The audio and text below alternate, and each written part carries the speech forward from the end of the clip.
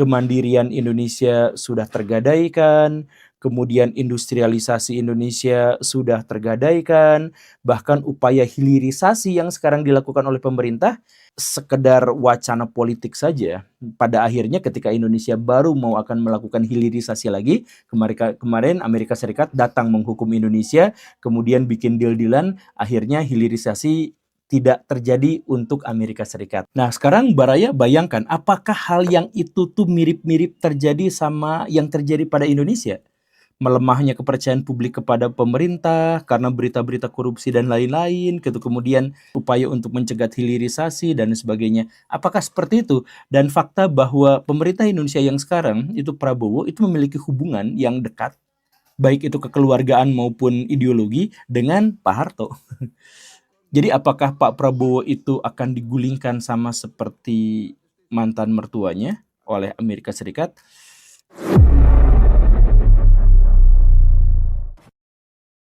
Tahun 1997 itu adalah masa-masa yang sangat kelam bagi rakyat dan pemerintahan Indonesia. Pemimpin yang sudah berkuasa begitu lamanya itu diseret-seret ke jurang penggulingan. Dan antek asing ada di mana-mana. Dan kita benar-benar tidak bisa untuk mempertahankan kedaulatan tanpa curiga satu sama lain. Rakyat kelaparan, utang menggunung, kemudian krisis ekonomi, krisis kepercayaan, krisis hukum, semuanya berakumulasi hanya dalam satu momen itu saja. Tentara Republik Indonesia tentu saja dituntut untuk bereaksi dalam hal ini. Tetapi pada waktu itu, bahkan tentara pun kebingungan siapa komandan bagi mereka. Presidennya itu dalam kondisi yang sangat kacau balau dalam status dan perannya. Kemudian perwira-perwiranya itu kebingungan juga mereka harus berpihak pada yang mana. Karena tentara itu kan didesain dan mendesain diri mereka sendiri untuk taat pada pimpinan. Nah, pimpinannya bingung. Tapi bagaimanapun mereka harus bergerak, makanya di pertengahan tahun 1997 itu para aktivis itu mulai diamati, mulai dimata-matai, kemudian alat-alat komunikasi mulai disadap, kemudian tokoh-tokoh perjuangan itu mulai dikuntit dan tokoh-tokoh yang berpengaruh mulai dicegat. Ada yang mendapatkan teror, ada yang sekedar mendapatkan hadangan. Tetapi di awal tahun 1998, teror dan pembuntutan itu naik sampai level yang sangat-sangat mengerikan. Yaitu apa? Penculikan. 2 Februari tahun 1997, Pius Lustrilanang itu diculik. Kemudian 4 Februari itu ada Desmond Juniani dan ada Haryanto Taslam, itu juga diculik. Kemudian tanggal 12 Februari itu ada Raharja Waluyo, Faisal Riza itu diculik. Kemudian ada tanggal 13-nya itu ada Nezar Patria, ada Aan dan ada Mugianto. Itu juga hilang diculik orang. Lalu tanggal 28 Maret tahun 1998 Andi Arief diculik. Dan bukan hanya penculikan, karena pada dasarnya penculikan itu juga akhirnya dikembalikan, orangnya ada lagi. Ada yang lebih mengerikan daripada itu. Udah diculik hilang sama sekali. Di antaranya adalah Wiji Tukul 10 Januari itu hilang.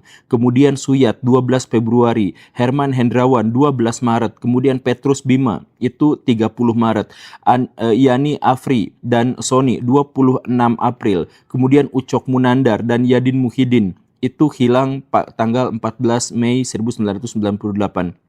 Salah satunya yaitu Yadin itu baru anak SMA. Sekolah, ditangkap polisi, lalu setelah ditangkap polisi hilang entah kemana dan sampai sekarang tidak ditemukan. Kemudian ada Hendra Hambali, kemudian ada Dedi Hamdun, Noval Al-Katiri dan Ismail itu hilangnya tanggal 29 Mei 1997. Nah, bukan hanya penghilangan, kemudian ada korban-korban yang ditembak mati dengan peluru tajam.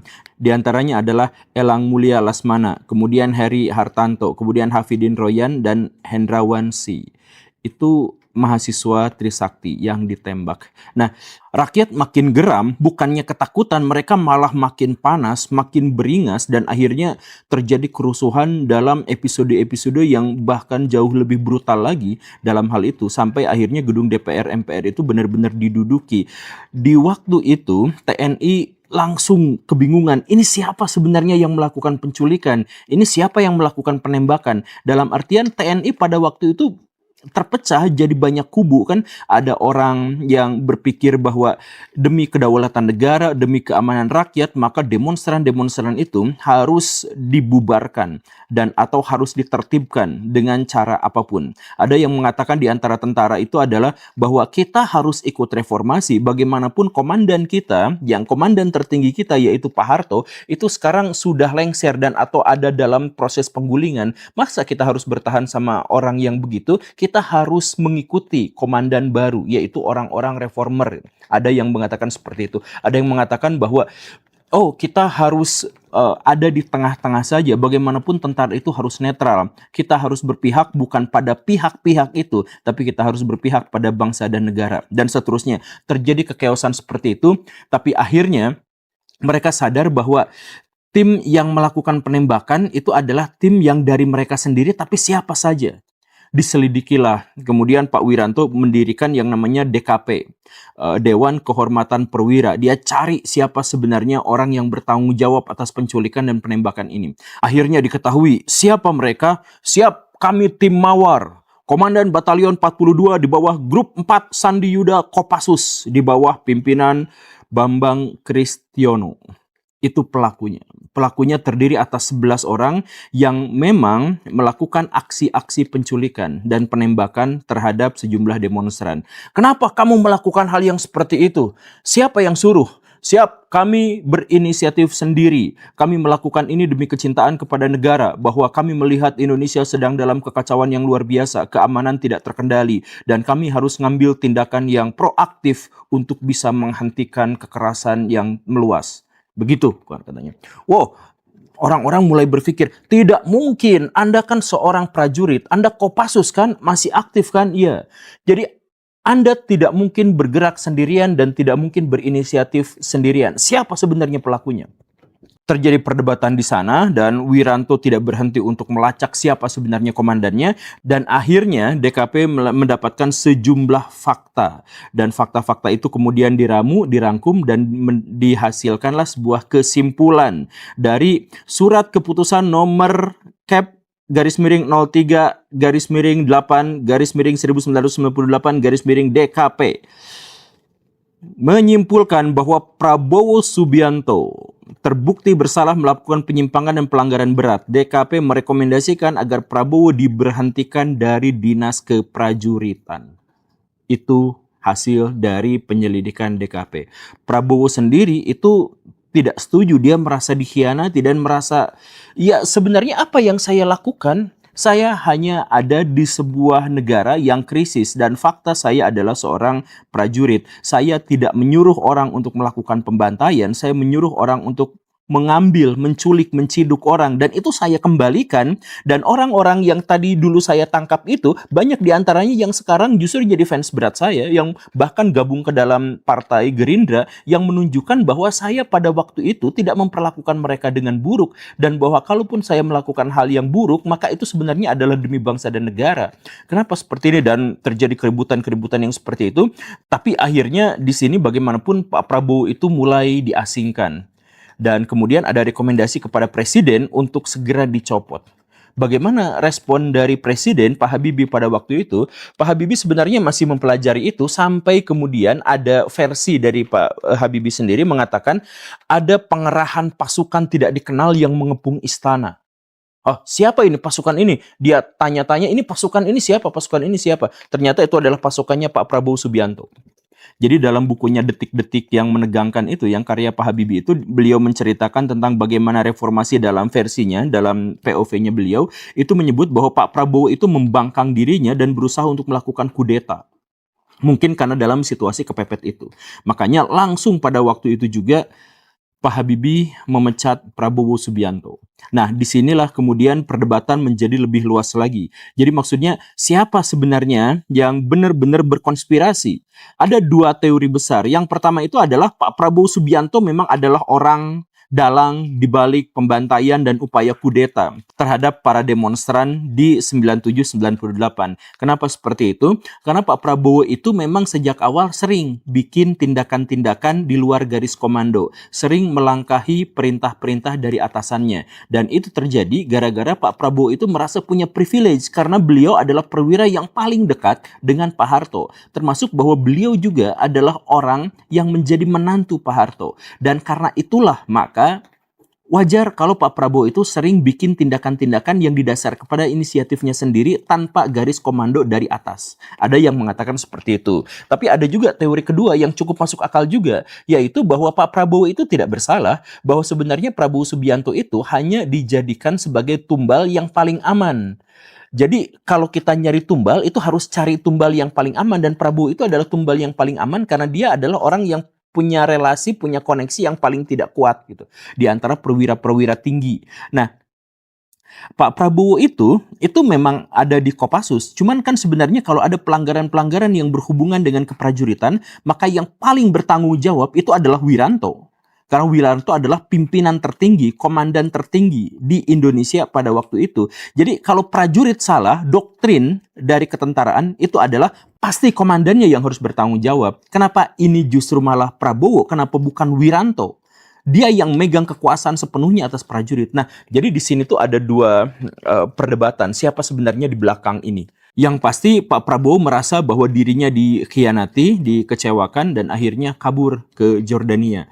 Di Jordania, beliau itu membangun sejumlah bisnis dan mungkin saja ada kabar bahwa beliau itu hampir mau pindah ke warganegaraan. Karena di Indonesia benar-benar mendapatkan sesuatu yang sangat buruk, sedangkan di Jordania justru mendapatkan sesuatu yang sangat baik. Gitu. Nah, sampai detik ini luar biasanya penembakan itu tidak pernah diusut tuntas, tidak pernah diselesaikan. Jadi tidak pernah ada penyelidikan. Yang lebih mengerikannya lagi adalah bahwa justru kasus ini tuh dijadikan sebagai isu setiap pemilu.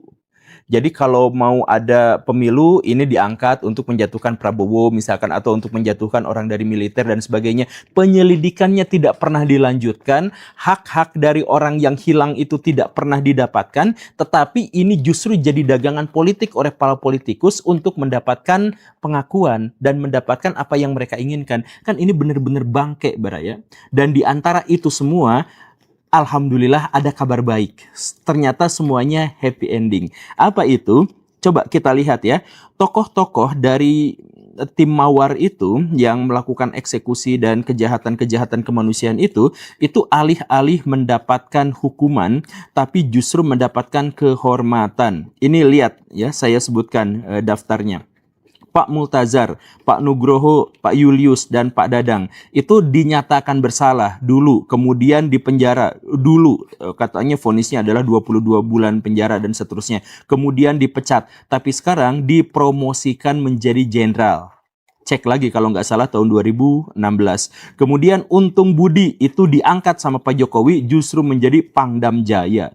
Kemudian Pak Dadang dan Pak Julius itu mendapat eselon 1, yaitu Direktur Jenderal Potensi Pertahanan dan Kepala Badan Instalasi Strategis Pertahanan. Hujan, tapi kita lanjut. Itu gitu ya. Jadi semuanya ternyata dapat jabatan, Baraya. Jadi pelaku-pelaku yang dulu itu alhamdulillah ya dapat jabatan. Kemudian ada Pak Bambang itu diangkat menjadi Direktur Utama PT Tribuana Antarnusa, anak perusahaan Nusantara Energi Group milik Pak Prabowo Subianto. Kemudian Pak Fauka Nur Farid itu jadi petinggi Gerindra gitu ya. Kemudian Pak Hairawan menjadi Kepala Pos BIN, nah jadi Intel ya, di wilayah Aceh. Dan kemudian menjadi staf ahli Panglima Tentara Nasional Indonesia. Begitu. Kemudian beliau lengser pensiun dengan pangkat Mayor Jenderal. Kemudian Pak Nugroho itu diangkat oleh Panglima TNI itu menjadi Kepala BSSN. Begitu ya. Dan bahkan Pak Julius yang tadi itu sekarang jadi menang pilkada di Sulawesi Utara. dan seterusnya. Ada 4 yang hilang dari peredaran, tapi kebanyakan orang-orang yang menjadi tersangka itu sekarang hidup dengan sangat-sangat baik. Kemudian Pak Prabowo sendiri kita mengetahui beliau menjadi Presiden Republik Indonesia, padahal dituding. Sedangkan Pak Wiranto yang sama-sama dituding pada waktu itu sekarang menjadi penasehatnya Pak Prabowo. Dan kemarin beliau itu mengatakan, saya bangga karena saya sudah melayani 4 presiden di Indonesia gitu. Karena dari zaman Pak Harto kan, dari zaman Pak Harto kemudian di Jokowi juga kemudian dan seterusnya, beliau itu memang benar-benar adalah orang yang hebat, selalu konsisten untuk membela bangsa dan negara. Nah, tapi masalahnya adalah seperti yang tadi itu, penembakan itu fakta, penculikan itu fakta, tetapi bagaimana ceritanya tidak pernah lebih dari jadi dagangan politik, dan orang-orang yang terlibat dalam kasus itu, baik yang sekedar dituding maupun yang sudah ingkrah divonis, sekarang justru mendapatkan perlakuan yang luar biasa baik. 9 Oktober tahun 1999, Ita Martadinata Haryono ditemukan meninggal dunia dengan cukup tragis di kamarnya sendiri. Pada waktu itu, jenazahnya ditemukan dengan 10 luka tusukan, beberapa sayatan termasuk di leher, dan beberapa lecet di tangannya, nampaknya bekas perlawanan. Apa yang sebenarnya terjadi pada waktu itu? Pengadilan kemudian diselenggarakan dan menghasilkan sebuah kesimpulan dan keputusan yang cukup unik, yaitu bahwa Ita Martadinata Haryono meninggal dunia dibunuh oleh tetangganya sendiri bernama Suryadi yang melakukan pembunuhan gara-gara dia ingin melakukan pencurian di rumah Ita tetapi kepergok. Apakah benar demikian?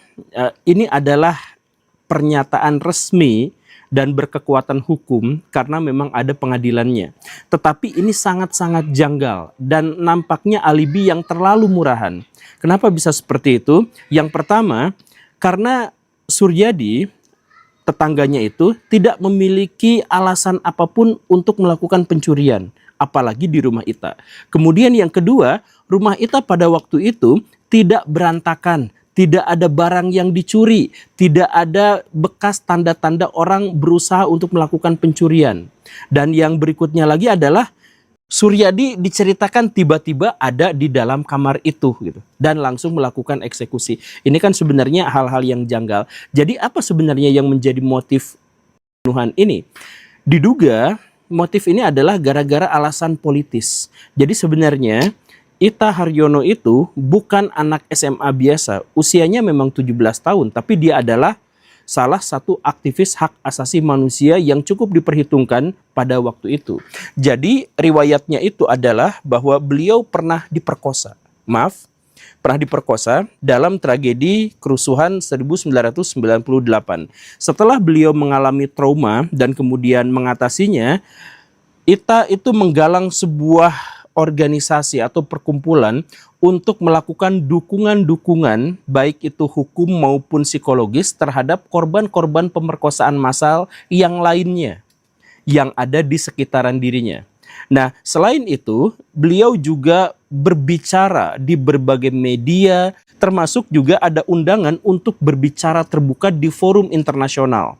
Dan memang dijadwalkan 12 Oktober tahun 1998 dia akan berangkat ke New York untuk berbicara di depan komunitas hak asasi manusia internasional. Nah, 3 hari sebelum keberangkatan itu beliau ditemukan meninggal dunia.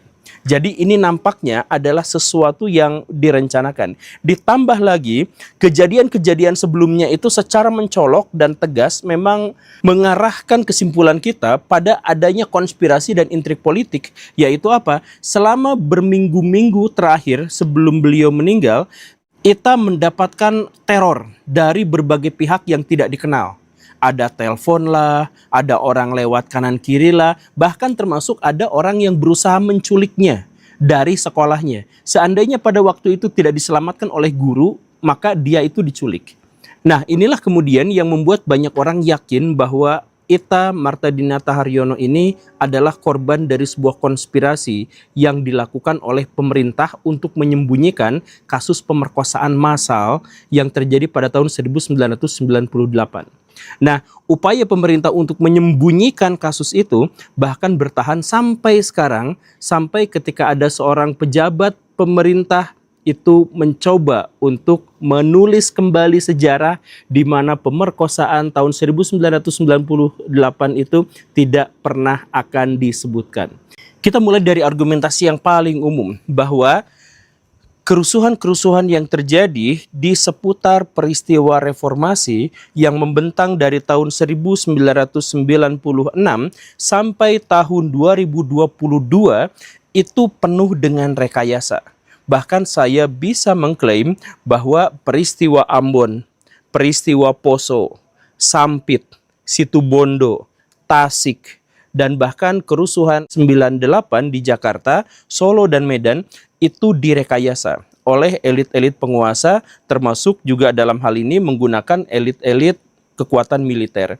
Dari mana saya mengambil kesimpulan itu? Dari pihak-pihak yang memang sangat berkepentingan untuk hal itu. Misalkan begini Baraya, pada waktu itu di tahun 1997 sampai 1998 itu kan ada pergantian kekuasaan yang terlalu merusak, yang ekstrim, yang di luar jalur konstitusi dalam tanda kutip.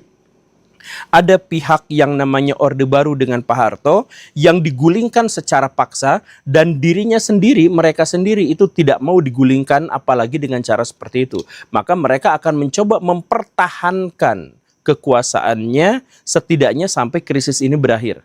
Nah, bagaimana cara sebuah negara atau pemerintahan bisa mempertahankan otoritasnya di depan masyarakat yang sudah tidak percaya lagi? Bagaimana caranya? Yang pertama itu adalah dengan menimbulkan chaos yang luar biasa yang mereka kendalikan tapi tidak dikendalikan oleh rakyat. Ini akan membuat rakyat akan kembali lagi ketergantungan pada pihak-pihak elit.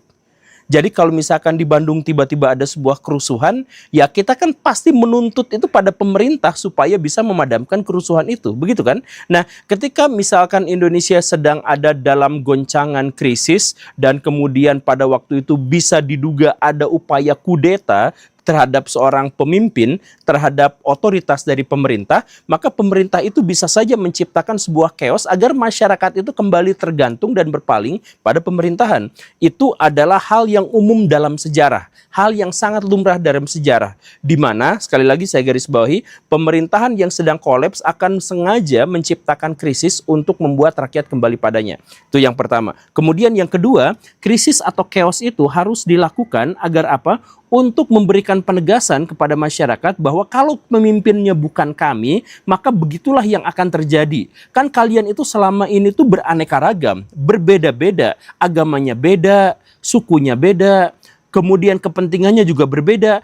Bagaimana cara kalian bisa bersatu? Ya ketika ada pemerintahan yang sah. Maka ketika pemerintahan digulingkan itu masuk akal kalau banyak kerusuhan-kerusuhan. Nah begitu, jadi dalam hal ini gambaran umumnya dulu ya, argumentasi tidak langsung, bukan tuduhan. Jadi bisa iya, bisa enggak, tapi secara argumentatifnya kita memahami bahwa pemerintah yang akan digulingkan atau baru saja digulingkan itu akan secara sengaja menciptakan krisis, chaos, kerusuhan di mana-mana. Dan itu terjadi dalam panggung sejarah yang manapun juga. Kemudian argumentasi yang kedua adalah bahwa kerusuhan itu tidak akan menghasilkan satu arah yang jelas. Itu karakteristik dari kerusuhan. Namanya juga rusuh gitu. Ya kesana kemari sporadis, acak-acakan, tidak bisa dikontrol. Jadi kalau misalkan ada sebuah kerusuhan, tapi impact-nya itu benar-benar langsung, itu pasti kerusuhan yang dimaksud itu adalah hasil rekayasa. Misalkan krisis atau kerusuhan Ambon tahun 1999 sampai 2022 gitu ya. 2021 maaf. Nah, pada waktu itu ada sebuah skema yang luar biasa. Jadi ada orang Kristen yang sopir angkot dipalak sama preman yang muslim. Yang hal itu adalah sesuatu yang lumrah terjadi di Ambon. Karena di Ambon itu orang muslim dan non-muslim sudah biasa berbaur. Bahkan satu keluarga beda agama itu adalah hal yang lumrah di Ambon pada waktu itu. Jadi kalau misalkan ada sopir angkot yang Kristen kemudian dipalak sama preman yang Islam, itu pemalakan itu gak akan menyinggung-nyinggung masalah agama. Preman ya preman, sopir angkot ya sopir angkot. Gak ada sopir angkot sama dengan Kristen yang dizolimi oleh preman yang pasti adalah muslim. Itu gak ada narasi seperti itu di Ambon, itu gak ada. Tapi kemudian tiba-tiba tuh setelah dipalak seperti itu, ada kelompok-kelompok yang rambutnya cepak, kemudian pakai ikat kepala warna merah, kami Kristen akan menghancurkan orang-orang Islam, nyerang satu kampung.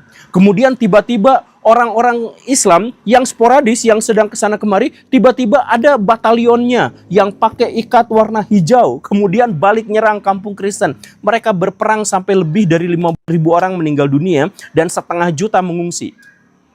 Gak mungkin ada kerusuhan yang langsung kayak gitu. Baraya tawuran, coba baraya tawuran. Yang paling terjadi dari tawuran itu adalah lempar-lemparan batu, mundur lagi, lempar-lemparan kayu, mundur lagi. Itu kalau misalkan kerusuhan memang tanpa komando. Tapi kalau misalkan sampai yang meninggalnya sekian ribu orang, kemudian langsung kompakan dengan simbol yang warna ikat kepala merah, ikat kepala hijau dan sebagainya, itu jelas bukan kerusuhan yang tidak terencana. Itu adalah kerusuhan yang sistematis. Makanya saya yakinkan misalkan kerusuhan Ambon itu gak mungkin terjadi secara alamiah. Dan bukan karakteristik orang Ambon berperang gara-gara agama, itu sama sekali bukan karakteristik mereka gitu. Saya yakinkan itu. Nah, tapi kenapa bisa terjadi? Ya karena ada saksi-saksi yang menegaskan dan memastikan bahwa sebelum terjadi kerusuhan itu, Kopassus pada waktu itu di bawah Pak Harto, atau yang entah yang mengaku sebagai Kopassus bisa saja, itu langsung bikin semacam briefing bagaimana caranya untuk menyerang kelompok itu, menyerang kelompok ini dan sebagainya. Itu adalah rekayasa, termasuk kerusuhan-kerusuhan yang lain. Lalu argumentasi tidak langsung yang kedua, yaitu bahwa pemerkosaan massal, saya mohon maaf dengan kata-kata ini, tapi pemerkosaan massal dalam sebuah kerusuhan atau dalam sebuah perang atau dalam sebuah tragedi-tragedi yang semacam itu, maka itu sebenarnya adalah bagian dari strategi. Dan ini juga sudah dikonfirmasi dalam sejarah. Jadi kalau misalkan ada sebuah perang, kemudian di dalamnya ada pemerkosaan massal, maka pemerkosaan massal itu nggak mungkin dilakukan oleh orang random, tapi sistematis. Kenapa seperti itu? Karena itu adalah bagian dari strategi. Nah, strategi macam apa? Sederhananya gini lah Baraya ya. Ketika kita memutuskan untuk jadi tentara, kita sebenarnya dalam pikiran kita tuh udah tahu bahwa kita tuh resikonya bakal mati, namanya juga tentara gitu. Nah, jadi sebenarnya yang masuk jadi prajurit, yang masuk jadi tentara itu sebenarnya adalah orang yang sudah siap mati membela negara. Dan ini juga adalah hal yang lumrah. Kalau misalkan Baraya dalam tanda kutip ya punya testosteron yang cukup memadai, maka mimpi Baraya bisa aja mati di medan perang gitu. Jadi banyak laki-laki yang tidak takut mati. Banyak laki-laki yang siap bertempur sampai tetes darah penghabisan untuk membela sesuatu yang dia yakini kebenarannya. Tetapi ketika laki-laki itu punya anak perempuan, punya istri dan sebagainya, maka mereka tuh lebih mengkhawatirkan pada keadaan istri dan anak mereka daripada mereka sendiri. Itu setuju ya, saya yakin seperti itu. Bahkan ada teman saya, konten kreator, frontal luar biasa, beranian luar biasa, dan dia berani mengkritik, dia diintimidasi, dia diteror, bagaimanapun dia tetap maju. Tapi pas bagian terornya itu adalah nanti anak kamu gini loh, nanti istri kamu gini loh, dia langsung mundur teratur. Itu karakteristik cowok tuh biasanya gitu. Jadi dia relatif tidak takut mati, tapi kalau misalkan yang diancamkan itu adalah keluarganya, maka dia akan berpikir jauh ke depan. Kita tahu itu. Makanya di zaman Romawi kuno, prajurit, tentara itu tidak boleh punya keluarga. Karena apa? Ya karena kekhawatiran terhadap hal-hal yang semacam ini. Ini akan menurunkan mental. Dan karena diketahui hal yang semacam itu, maka pemerkosaan itu menjadi salah satu strategi untuk menjatuhkan lawan. Ketika lawan susah untuk dikalahkan, ketika prajurit-prajurit mereka memiliki kekuatan tempur yang sangat luar biasa, serang mereka di titik paling lemahnya, keluarganya. Itu Dominic Toretto juga kayak gitu kan. Jadi musuhnya itu nyerang orang-orang terdekatnya. Ya kayak gitu kurang lebihnya. Nah, jadi sekali lagi ya, pemerkosaan massal dalam perang, dalam kerusuhan, dalam krisis itu biasanya sistematis. Nah, itu adalah argumentasi mengambang atau argumentasi tidak nyambung yang ketiga. Yang keempatnya apa?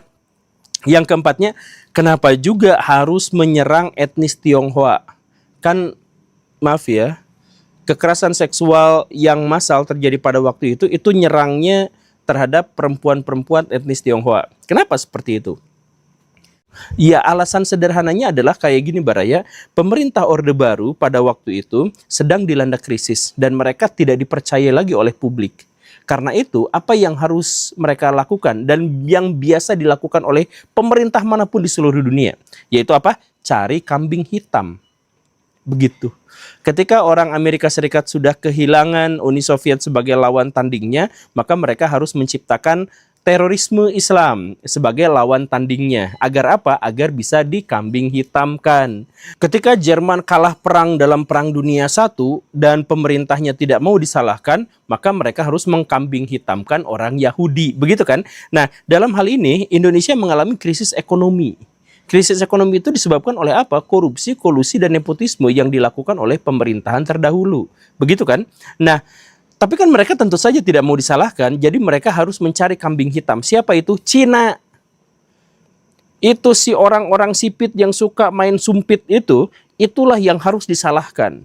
Nah, jadi si Cina-Cina itu disalahkan karena apa? Karena mereka selama ini memegang ekonomi Indonesia, karena selama ini mereka memang kaya secara finansial, karena selama ini mereka memang memiliki gap yang cukup jauh dengan masyarakat, dan bahkan mereka juga sudah ditandai gitu kan, dengan nama yang harus dihilangkan, nama Cinanya apa segala rupa. Pokoknya mereka tuh udah benar-benar ditandain kan. Nah, maka mereka itu adalah orang-orang yang secara identitas paling mudah untuk dikambing hitamkan. Sampai akhirnya muncullah sebuah momentum pada tahun 1996 dan kemudian puncaknya 1997-1998, yaitu ada krisis ekonomi di Asia. Nah, krisis ini tentu saja tidak dimaksudkan secara spesifik untuk menggulingkan Pak Harto, tidak, sama sekali tidak. Tetapi itu bisa dimanfaatkan untuk menggulingkan Pak Harto. Dan benar saja Pak Harto yang pada waktu itu sudah kehilangan penasehat utamanya, Ibu Tin, sudah mulai, ya mohon maaf ya, kemampuan nalarnya berkurang karena usia, kemudian beliau juga sebenarnya sudah ingin lengser ke Prabon sudah sejak lama dan lain sebagainya, sudah lemah lah artinya, itu benar-benar menjadi sasaran empuk buat penggulingan yang akan dilakukan oleh Amerika Serikat. Begitu. Nah, apa yang dilakukan Amerika Serikat untuk menggulingkan pemerintah Indonesia dalam krisis itu? Yang pertama, bikin fitnah-fitnah, bikin narasi dan propaganda bahwa Soeharto itu melakukan korupsi dan menghasilkan uang dari korupsinya itu sampai 15 miliar dolar dan menjadikan Soeharto itu salah satu orang paling kaya di seluruh dunia karena korupsi dari rakyatnya sendiri. Jadi pada awal tahun 1997 itu muncul majalah Times, The New York Times yang menggambarkan betapa kayanya Soeharto akibat dari korupsi itu.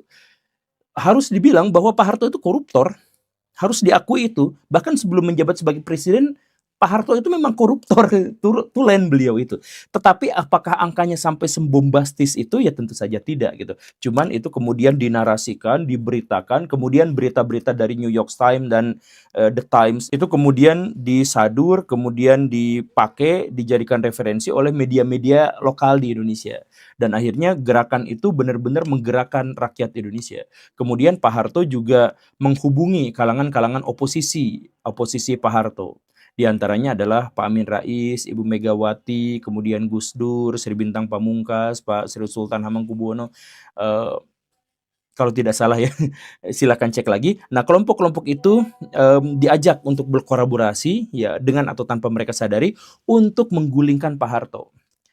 Dan tentu saja mereka mau karena mereka oposisi. Jadi mereka mau berkolaborasi dengan Amerika Serikat bukan gara-gara mereka antek Amerika Serikat, tetapi gara-gara mereka memang memiliki kepentingan untuk menggulingkan Pak Harto. Gus Dur misalkan menganggap bahwa Pak Harto itu adalah kelompok orang yang sangat otoriter yang berusaha untuk memberangus kelompok-kelompok Islam.